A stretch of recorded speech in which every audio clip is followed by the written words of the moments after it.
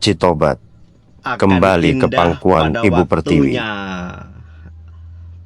Itu salah satu anekdot yang mungkin sangat cocok disematkan ketika jamaah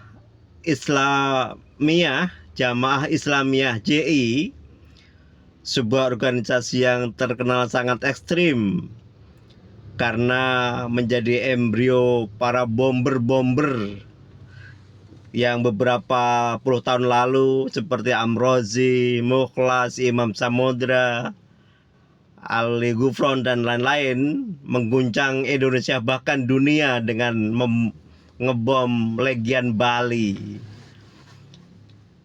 Apa relevansinya? Jamaah Islamiyah yang telah membubarkan diri tahun lalu hari ini berkunjung ke kantor PBNU di Jakarta.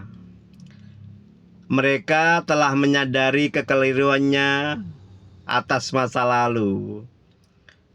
Pemikiran mereka yang ekstrim, tatarruf, ingin berkolaborasi dalam hal dakwah dan pendidikan dengan Nahdlatul Ulama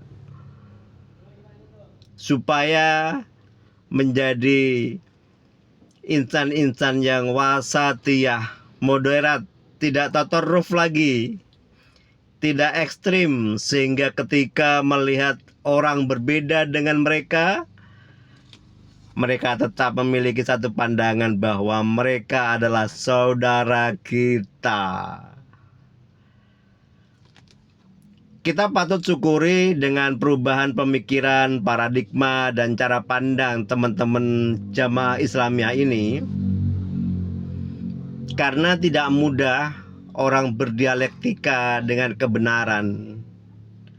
Pada waktu lalu dia meyakini kebenaran adalah dengan cara membunuh orang yang berbeda pandangan dengan mereka, termasuk mengkafir-ngafirkan dan membugutkan asas Indonesia, yaitu asas Pancasila, karena dianggap bertentangan dengan nilai-nilai Islam. Atas pergulatan yang besar itu, dialektika, dinamika, bahkan harus ada korban di sana sini, pada akhirnya mereka mendapati kebenarannya. Oleh karena itu ini menjadi pelajaran buat kita bahwa kebenaran hakiki harus terus kita perjuangkan dengan cara kita membuka diri, bersedia berdialektika dengan kehidupan, sebagaimana teman-teman jamaah Islamiyah yang hari ini sowan ke Gus Ketum, Gus Yahya dan pengurusnya di PBNU untuk mengaji, untuk bekerja sama bagaimana pesantren-pesantren yang dikelola jamaah Islamiyah di berbagai Nusantara, di berbagai penjuru Nusantara, bisa belajar banyak tentang bagaimana membangun Islam yang moderat, Islam yang wasatiyah, akan menjadi NU pada akhirnya. Itulah